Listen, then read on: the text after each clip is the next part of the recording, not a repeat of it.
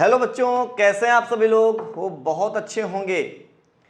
मैं हूं अवनीश त्रिपाठी, आपका दरेज इंस्टीट्यूट के इस बेहतरीन डिजिटल प्लेटफॉर्म में आपका स्वागत है, जहां पे आपको क्लास 9 से लेके क्लास 12 तक के सारे सब्जेक्ट्स के वीडियो लेक्चर्स मिलते हैं बिल्कुल फ्री ऑफ कॉस्ट। तो प्यारे बच्चों, आज हम क्लास 9th के नए सेशन में आ चुके हैं। जी हाँ, मैं आपको इंग्लिश पढ़ाता हूँ, मैं आपका इंग्लिश एजुकेटर हूँ। ठीक है, तो आज मैं आपको डिस्कस करने वाला हूँ chapter the song of music, the sound of music. आपने देखा होगा द साउंड ऑफ म्यूजिक मैंने पढ़ाया है। The sound of music class 9th का चैप्टर है, जिस चैप्टर के 2 पार्ट्स हैं। एक पार्ट यानी कि पहला पार्ट एवलिन ग्लेनी, एक म्यूजिशियन थी जो जाइलोफोन बजाती थी, उनके बारे में था। और I have discussed it before, मैंने इसको डिस्कस भी कर लिया है। आज जो बारी आती है वो the sound of music chapter के पार्ट 2 की बारी आती है। और इस पार्ट 2 में एक बेहतरीन व्यक्ति का नाम लिया जाएगा, जिनसे शायद आप परिचित होंगे, और परिचित नहीं हैं तो ये दुर्भाग्यपूर्ण है, आपको परिचित होना चाहिए। ये कौन है, गेस करिएगा। मैं कुछ देर नाम रिवील नहीं करने वाला हूँ, बताइएगा आप मुझे कि ये कौन है कमेंट बॉक्स में। ठीक है, फिर मैं तो बताने ही वाला हूँ भाई।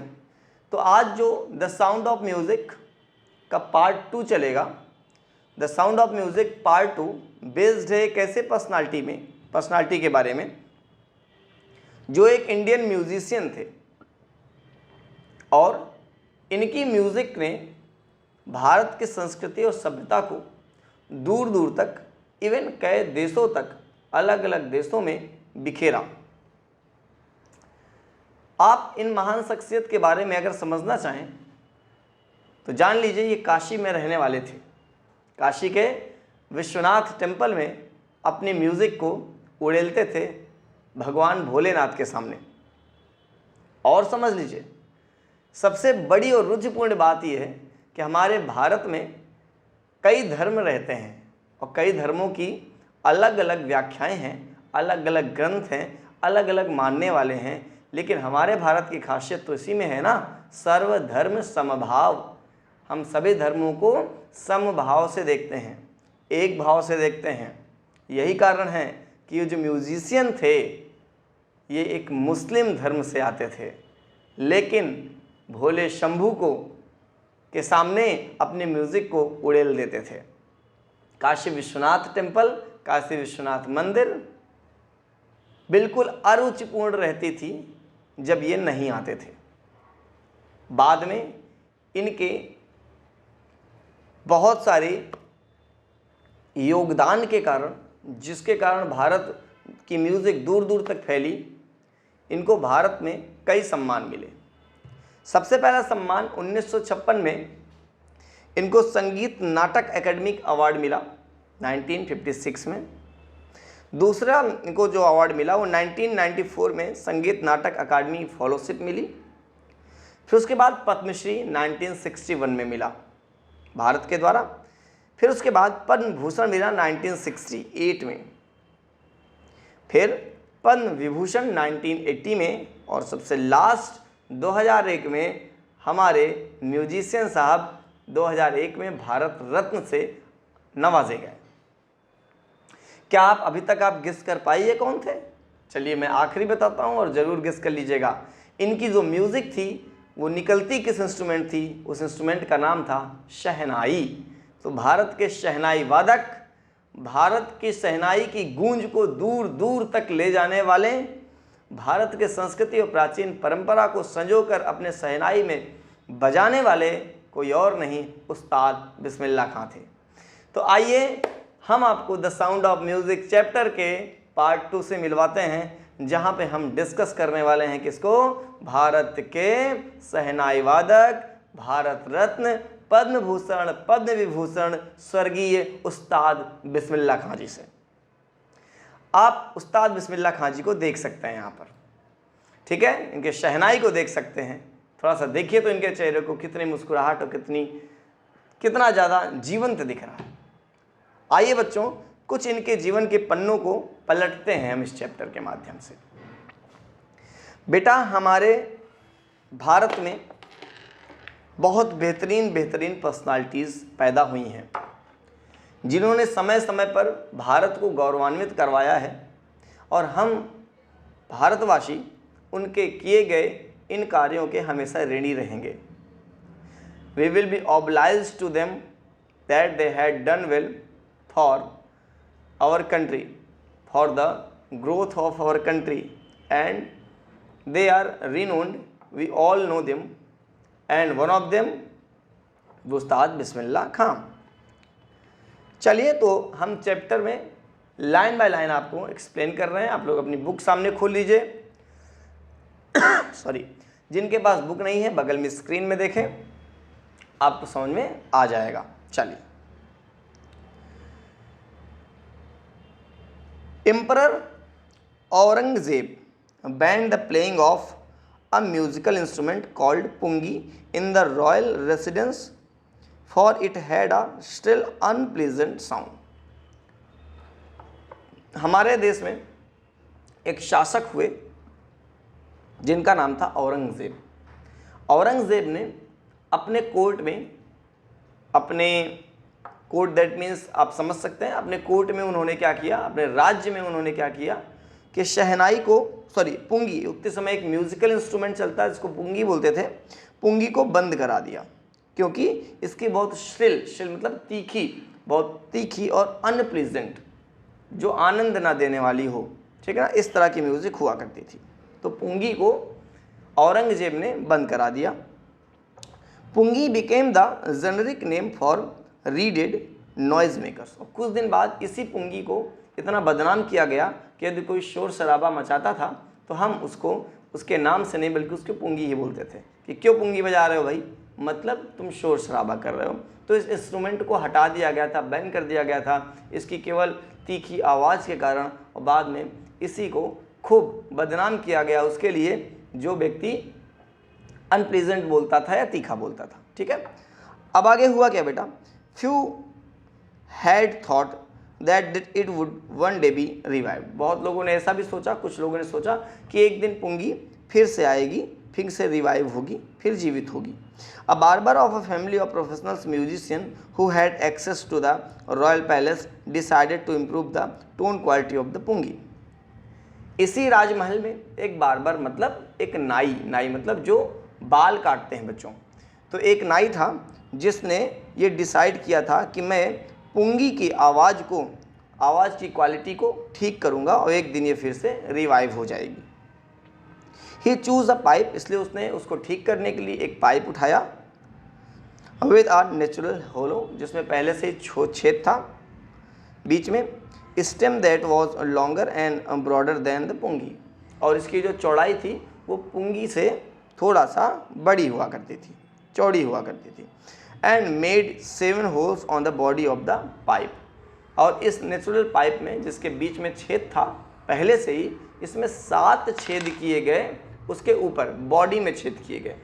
जैसे इस तरह समझ लीजिए, मैं आपके सामने ये मार्कर लिया हूँ, मान लो ये पुंगी था, तो इसकी अनप्लीजेंट साउंड थी, बहुत ख़राब साउंड थी, तो इसको ठीक करने के लिए औरंगज़ेब के ही दरबार में एक बार्बर था, बार्बर दैट मीन्स एक नाई था, उसने क्या किया, इसको उठाया और इसके बॉडी में 7 छेद कर दिए। बच्चों आपको जैसा पता होगा म्यूजिक इंस्ट्रूमेंट्स में 7 स्वर होते हैं, सा रे गा मा पा धा नी, ठीक है, तो ये 7 स्वरों के कारण ही कोई भी इंस्ट्रूमेंट बजता है। तो इसलिए पुंगी की टोनल क्वालिटी को ठीक करने के लिए उसने एक क्या लिया, एक पाइप ली, पाइप के ऊपर 7 छेद कर दिए। अब देखिए, he chose a pipe with a natural hollow stem that was longer and broader than the pungi and made 7 holes on the body of the pipe. When he played on it, और जब उसने इसको बजाया, closing and opening, बार बार उन छेदों को बंद करके खोल करके, सम ऑफ दिस होल्स, तो उनमें से कुछ होल्स थे, soft and melodious sound were produced, उसमें से जो कुछ छेद थे उसमें से सॉफ्ट, बहुत अच्छी और मेलोडियस मधुर आवाज़ आ रही थी। He played the instrument before royalty, इसलिए उन्होंने इस इंस्ट्रूमेंट को राजा महाराजा के सामने बजाया, एंड एवरीवन वाज इम्प्रेस्ड, सभी लोग वहां पे बैठे हुए लोग इम्प्रेस हो गए इससे। अब क्या होता है, the instrument so different from the pungi had to be given a new name, क्योंकि इंस्ट्रूमेंट पुंगी से थोड़ा सा अलग था, उसकी आवाज़ भी अलग थी, इसलिए इसको एक नया नाम दिया जाना था। एज द स्टोरी गोज, जैसा कि कहानी आगे बढ़ती है, since it was first played in the Shah chambers, क्योंकि ये जो इंस्ट्रूमेंट था इसको सबसे पहले शाह मतलब राजा के चैम्बर में, राजा के कोर्ट में बजाया गया था। एंड वॉज प्लेड बाय अ नाई, और क्योंकि एक नाई के द्वारा बजाया गया था तो इसको जोड़ करके इंस्ट्रूमेंट का नाम दे दिया गया। The instrument was named as the shehnai, इसीलिए इस इंस्ट्रूमेंट का नाम बाद में क्या रख दिया गया, सहनाई रख दिया गया। ठीक है, अब देखो बच्चों, आप सहनाई देख सकते हो, सहनाई कैसे होती है, दिख रही है, ठीक है, आप देख लीजिए, ये सहनाई है।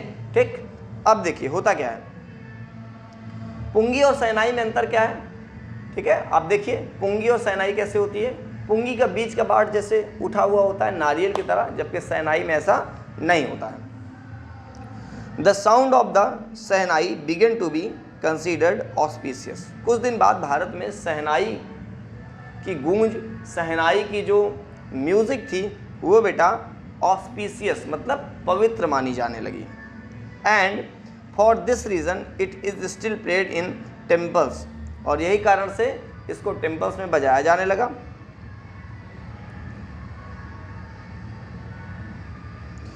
अब आगे देखिए,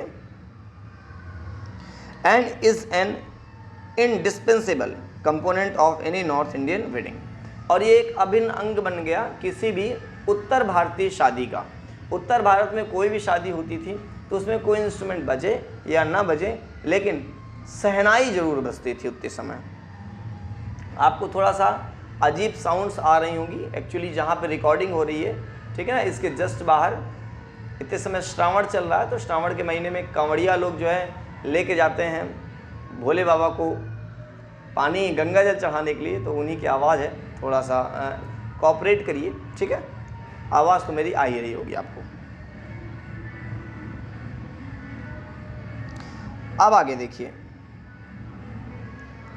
in the past the shehnai was part of the नौबत और traditional ensemble of 9 instrument found at the royal courts. प्राचीन समय में जो सहनाई हुआ करती थी ये एक पार्ट हुआ करती, भाग हुआ करती थी नौबत और ट्रेडिशनल्स की, हमारे यहाँ जितने रीति रिवाज होते थे उसमें ये बजाई जाती थी। Till recently it was use only in temples and weddings, और तब से लेके आज तक ये केवल टेम्पल्स में और वेडिंग्स में बजाई जाती। The credit for bringing this instrument on to the classical stage goes to Ustad Bismillah Khan, और इस इंस्ट्रूमेंट को क्लासिकल स्टेज से उठा करके यहाँ तक ले आने का पूरा श्रेय केवल एक ही व्यक्ति को जाता है, जिनका नाम मैं पहले ले चुका हूँ, उस्ताद बिस्मिल्लाह खान जी को। As a 5-year-old Bismillah Khan played gilli danda, जब ये 5 साल के थे बिस्मिल्लाह खान तो ये गिल्ली डंडा खेला करते थे। गिल्ली डंडा क्या होता है, आपने देखा होगा, एक छोटी सी गिल्ली होती है, उसको मार करके लोग उसको मारते हैं डंडे से। गिल्ली छोटी सी होती है, जस्ट लाइक छोटी सी गिल्ली, जैसे ये देखिए ये गिल्ली है, मान लिया, इसको रख दिया जाता था किसी जगह पर और ऐसे मार करके इसको मारा जाता था। तो ये गिल्ली और डंडा हुआ करता था, बहुत बच्चे खेले भी होंगे, ठीक ना, बताइएगा कौन कौन खेला है कमेंट बॉक्स में। तो गिल्ली डंडा 5 साल के थे, खेलते थे। नियर अ पॉन्ड, एक तालाब के पास, in the ancient state of Dumraon, Dumraon के प्राचीन जगह पर, बिहार में जो है। He would regularly go to the nearby Bihari ji temple, और ये रोज बिहारी जी मंदिर पे जाया करते थे, बिहारी जी मंदिर पे जाया करते थे टू सिंग द भोजपुरी चैत। चैत is a type of song, एक प्रकार का सॉन्ग होता है चैत, तो वहाँ पर जा करके बिहारी जी मंदिर में भोजपुरी भाषा में चैत गाया करते थे। At the end of which he would earn a big laddu weighing 1.25 kg, और जब ये बजा चुकते थे तो अंत में इनको एक लड्डू दिया जाता था जो 1.25 kg का हुआ करता था। A prize given by the local maharaja, और ये प्राइज़ कोई और नहीं, वहाँ के जो महाराज थे वो दिया करते थे। अब आगे देखिए, दिस हैपेंड 80 years ago, और ये कहानी 80 साल पहले हुई थी। And the little boy has travelled far to earn the highest civilian award in India. और ये बच्चा तब से ट्रेवल करते हुए आगे निकला और अंत में भारत के सबसे बड़े नागरिक अवार्ड से नवाजा गया, द भारत रत्न, जिसका नाम भारत रत्न है।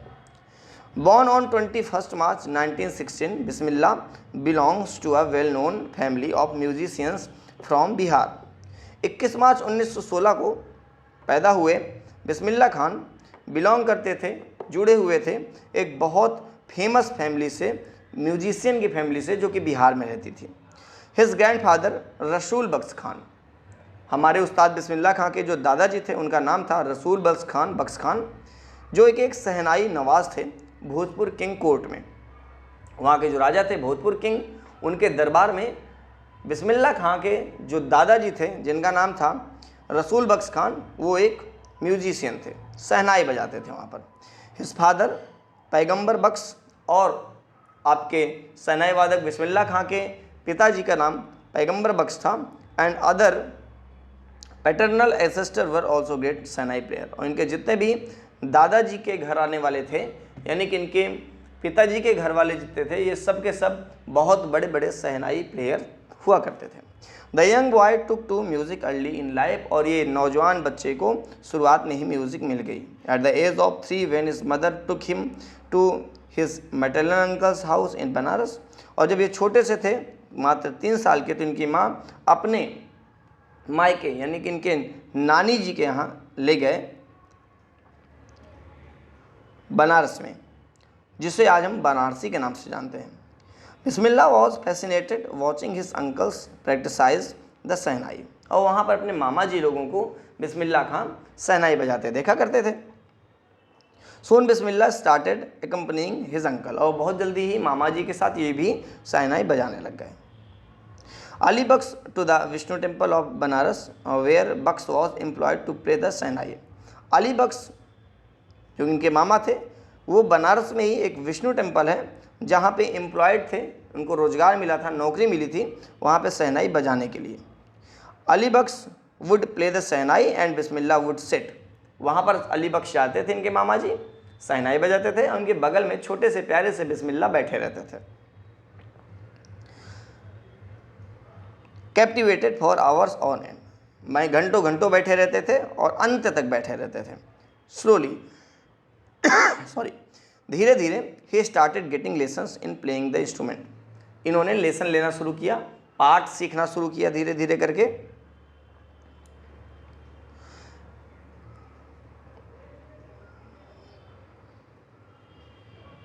And would sit practising throughout the day. पूरे दिन केवल प्रैक्टिस करते थे। फॉर ईयर्स, कई सालों तक, to come the temple of the Balaji and Mangala Maiya and the bank of Ganga became the young apprentice favourite haunts where he could practise in solitude. कुछ सालों बाद ये बालाजी टेम्पल और मंगला मैया, जो कि गंगा जी के किनारे थीं, ये जगह पर जा करके शांति से अपनी प्रैक्टिस किया करते थे अकेले में। सॉलिट्यूड मतलब अकेले होता है। The flowing waters of the Ganga inspired him to improve and invent ragas that were earlier considered to be beyond the range of the shehnai.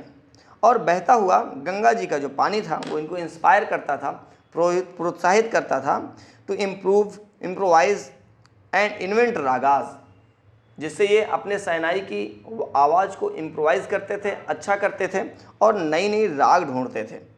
That were earlier considered to be beyond the range of the shehnai. और ऐसी ऐसी राग इन्होंने निकाली उससे, जो कि शहनाई के रेंज से, शहनाई की सीमा से काफ़ी बाहर हुआ करती थी। मतलब उसके पहले कोई भी शहनाई में इस प्रकार की राग नहीं निकाल पाया था जैसे बिस्मिल्लाह खान निकाला करते थे। एट द एज ऑफ 14, जब बिस्मिल्लाह खान 14 साल के हो गए, तो Bismillah accompanied his uncle to the Allahabad music conference. तो सबसे पहले ये इलाहाबाद म्यूजिक कॉन्फ्रेंस में अपने मामा जी के साथ आए। At the end of his recital, जब इन्होंने वहाँ पर शहनाई बजा चुके, तो Ustad Faiyaz Khan patted the young boy's back. तो वहाँ पर उस्ताद फैयाज़ खान आते हैं और इस छोटे से बिस्मिल्लाह के कंधे पे, इनके पीठ पे पैटिंग करते हैं, थपथपाते हैं और बोलते हैं, वर्क हार्ड, कठिन परिश्रम करो बच्चे, and you shall make it, तुम देख लेना एक दिन तुम कर लोगे। ठीक है, ऐसा उन्होंने कहा। With the opening of the All India Radio in Lucknow, और जब भारत में ऑल इंडिया रेडियो लखनऊ में खुला 1838 में, तो बिस्मिल्लाह's बिग ब्रेक, तो ये सबसे बड़ा बिस्मिल्लाह का ब्रेक था। चांस मिला किसी नए कमर को, नए व्यक्ति को अपने म्यूज़िक को बिखेरने का, सबसे पहला ब्रेक मिला इनको। कहाँ पर? ऑल इंडिया रेडियो में। He soon became an often heard shehnai player on radio, और उसके बाद ये अक्सर सुने जाने वाले एक शहनाई वादक बन गए रेडियो पर, जिनको अक्सर सुना जाया करता था।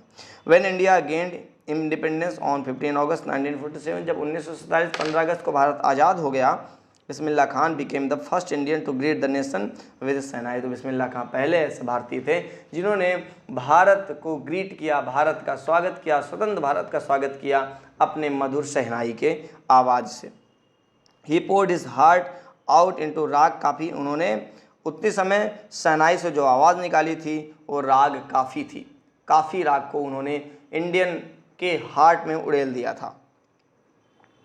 फ्रॉम द रेड फोर्ट, कहाँ से? लाल किले से। To an audience which included Pandit Jawaharlal Nehru, और इनको सुनने वाले में जो इनकी ऑडियंस थी उनमें से एक पंडित जवाहरलाल नेहरू भी थे।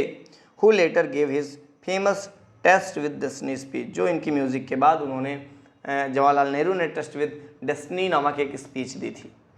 अब आगे देखिए, Bismillah Khan has given many memorable performances. Bismillah Khan ने बहुत सारी अलग अलग मेमोरेबल, आज तक याद रखने वाली परफॉर्मेंसेस दी हैं, both in India and abroad, केवल इंडिया में ही नहीं बाहर भी, विदेशों में भी। His first trip abroad was to Afghanistan, इनकी पहली बाहर की जो ट्रिप बाहर की जो ट्रिप थी वो कहीं और की नहीं, अफगानिस्तान की थी।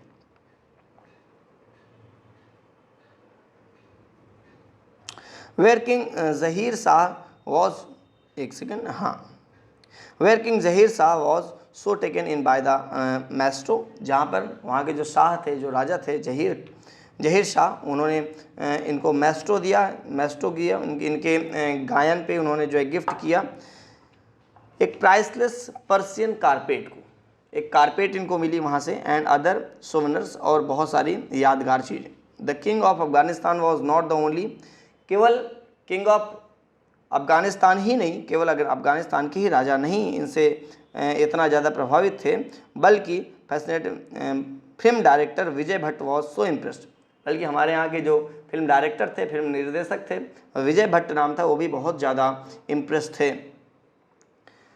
बिस्मिल्लाह जी के म्यूज़िक से। After hearing Bismillah play at a festival that he named a film after instrument called गूंज उठी शहनाई, इन्होंने एक प्ले देखा था विजय भट्ट ने इनका, और उस प्ले के बाद इन्होंने एक पिक्चर बनाई थी, एक मूवी बनाई थी, जिस मूवी का नाम था गूंज उठी शहनाई। ये एक मूवी है, आप ज़रूर देखिएगा, ठीक है ना, बहुत बेहतरीन मूवी है बच्चों, तो इससे आपको बहुत कुछ सीखने को मिलेगा। द फिल्म वॉज हिट, ये फिल्म बाद में हिट हुई, and one of Bismillah Khan's composition, और इसमें जो बिस्मिल्लाह खान जी का कंपोजिशन था, जो म्यूज़िक थी, जो सॉन्ग था, उस सॉन्ग का नाम था दिल का खिलौना हाय टूट गया। आप इसको जाइएगा यूट्यूब में सर्च करिएगा, दिल का खिलौना हाय टूट गया, बहुत बेहतरीन म्यूज़िक है, ज़रूर सुनिएगा। कैसा लगा सॉन्ग ये भी ज़रूर बताइएगा मुझे। Turn out to be nationwide chartbuster, और ये गाना पूरे भारत में चार्टबस्टर बन गया, दैट मीन्स बहुत प्रसिद्ध हो गया।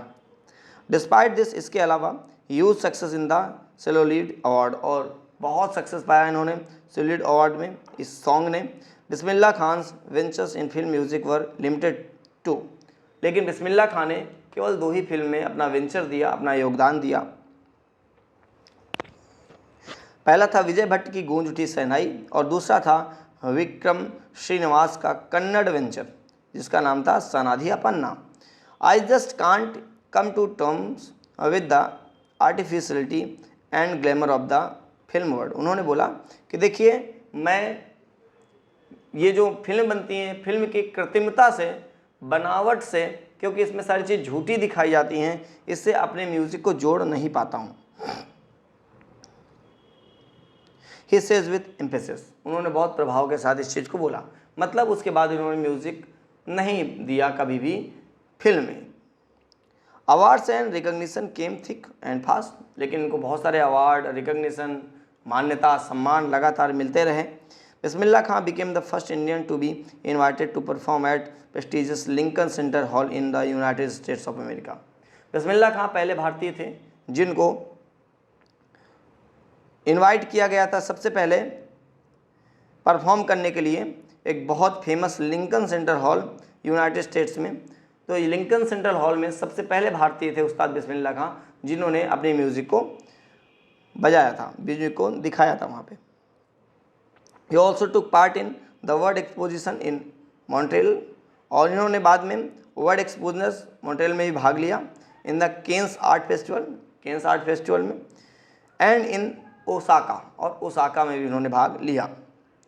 ट्रेड फेयर, ओसाका के ट्रेड फेयर में so well known did he became internationally that an auditorium in Tehran was named after him, Tahar Mausiq Ustad Bismillah खां। और उतने समय ये पूरे विश्व में ऐसा फेमस हो गए बच्चों कि बाद में इनके नाम पर ही एक ऑडिटोरियम बनाया गया तहरीन में, जिसका नाम रखा गया तहर मौसीक उस्ताद बिस्मिल्लाह खां। तहरीन में इनके नाम पर एक बनाया गया ऑडिटोरियम। आप खुद सोच लीजिए कितना फेमस हो गए थे विदेशों में भी। National awards like Padmashri, the Padma Bhushan and the Padma Vibhushan were conferred on him, और इनके ऊपर कई अवार्ड दिए गए, जिसमें से एक पद्मश्री था, पद्म भूषण था, पद्म विभूषण था। इन 2001 में Ustad Bismillah Khan was awarded India's highest civilian award. 2001 में बिस्मिल्लाह खां जी को भारत के सबसे बड़े नागरिक पुरस्कार से नवाजा गया, जिसका नाम होता है Bharat Ratna, with the coveted award resting on his chest and his eyes glinting with rare happiness, he said. इस अवार्ड को लेकर के बिस्मिल्लाह खां की आंखों में एक चमक थी, और उन्होंने कहा, all I would like to say, जो मैं कुछ कहना चाहूँगा, केवल इतना कहना चाहूँगा, क्या, टीच योर चिल्ड्रेन म्यूज़िक, अपने बच्चों को आप सभी लोग म्यूज़िक सिखाइए। This is Hindustan richest tradition. Music, संगीत भारत का एक विरासत है। Even the west is now coming to learn our music, यहाँ तक कि वेस्ट, पश्चिमी सभ्यता के लोग भी हमारे म्यूजिक को सीखना चाहते हैं। तो अपने बच्चों को म्यूजिक जरूर सिखाइए। In spite of having travelled all over the world, पूरे भारत में, पूरे विश्व में टहलने के अलावा, Khan Sahab as he is fondly called and exceedingly fond of Banaras, हर जगह टहले, लेकिन इनको शौक था कहीं रहने का तो केवल एक जगह, वो है हमारा प्यारा बनारस। एंड दुमराव, और अपना गांव जो था दुमराव, ये दो जगह ही रहते थे। And they remain for him the most wonderful towns of the world, they remain for him the most wonderful towns of the world, और इन टाउन्स को इनके लिए दुनिया का सबसे बेहतरीन टाउन बनाया गया। दैट मीन्स ऐसी जगह पे ये रहते थे। A student of his once wanted him to head a shehnai school in the USA। एक बार की बात है कि आपके बिस्मिल्लाह खां जी के एक शिष्य ने, जो कि यहाँ का नहीं था, बाहर का शिष्य था, उसने बिस्मिल्लाह खां जी को कहा कि सर, आप हमारे यहाँ USA में एक स्कूल खोल दीजिए जहाँ पे बच्चों को शहनाई बजाना सिखाइए।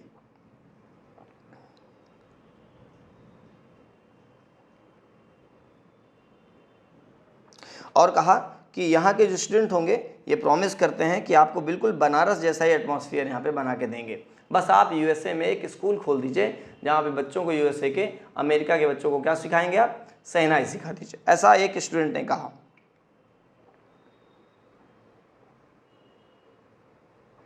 Bye replicating the temples there, उस बच्चे ने ये भी कहा कि हम USA में ही बनारस ला देंगे, USA में की पूरी धरती को हम एक प्रकार से बनारसमय कर देंगे, और इतना ही नहीं कि वहाँ की बनारस की जितने टेम्पल्स होंगे उसको भी हम USA में ला देंगे, बस खान साहब आप आ करके हमारे यहाँ बच्चों को शहनाई सिखा दीजिए। ऐसा एक स्टूडेंट ने कहा इनके।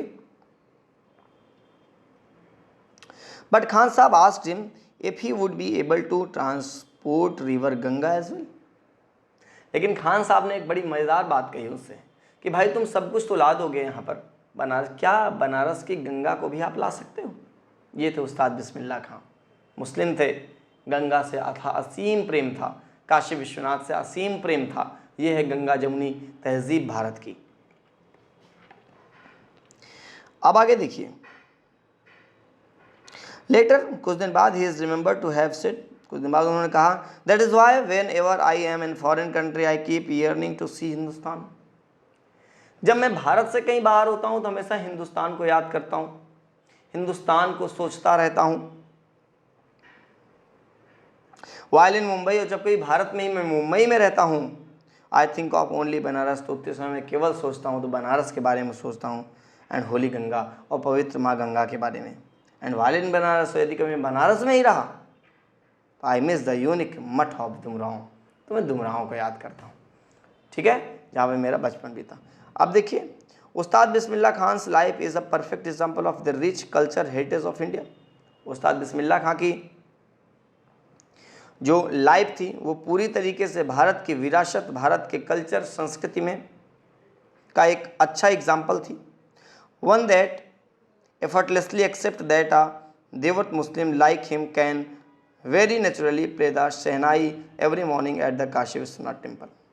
और इतना ही नहीं, ऐसा मुस्लिम जिसने भारत की एकता को दिखा दिया, इन्होंने, इनके जैसा मुस्लिम जो कि डेली नेचुरली अपने आप, कोई बाध्य नहीं करता था, किसी ने इनको दबाव नहीं डाला, बिना दबाव के रोज़ सुबह काशी विश्वनाथ टेम्पल पे आकर के क्या बजाते थे? शहनाई बजाते थे। उस्ताद बिस्मिल्लाह खां passed away on 21 August 2006 at the age of 90 after a prolonged illness। काफ़ी लंबी बीमारी के बाद खान साहब, उस्ताद बिस्मिल्लाह खां 21 अगस्त 2006 को पास्ड अवे हो गए, इनकी डेथ हो गई। He was given a state funeral, और जब इनकी डेथ हुई तो इनको स्टेट फ्यूनरल से नवाजा गया, पूरे शोक रखा गया वन डे का, ठीक ना। The government of India declare one day of national morning, ठीक ना, राष्ट्रीय शोक एक दिन का रखा गया इनके डेथ के बाद। तो ऐसे थे हमारे उस्ताद बिस्मिल्लाह खां जी। होप आपको पूरी कहानी समझ में आई होगी लाइन बाय लाइन।